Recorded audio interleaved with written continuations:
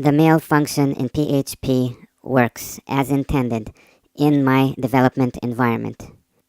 However, keep in mind that in my development environment, I'm using XM4, not SendMail. And I have XM4 configured to use the Gmail SMTP server as a smart host for XM4. That's the difference between SendMail and XM4. XM4 allows you to use a smart host. And that essentially does what the course wants me to do within PHP, which is use SMTP. Additionally, to make sure that it works, the account that I am using for the smart host in XM is superuser@buscompanyx.com.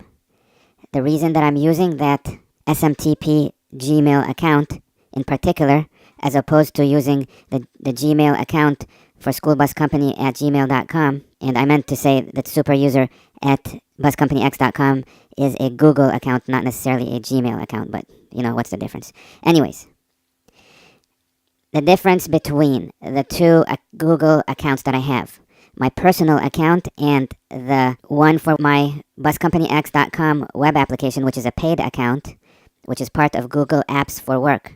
The difference between those two is my personal account is using a feature that Google has newly implemented.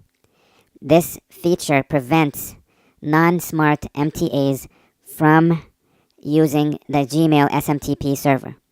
Therefore, when I had my XM set up to use my personal Gmail account name and password, the SMTP server was denying that request.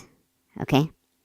So the bottom line is there is nothing wrong with me using the PHP mail function as long as I am using XM4 and XM4 is configured to use a smart host, which is the Gmail SMTP server. And for that SMTP server, XM is configured to use superuser@buscompanyx.com.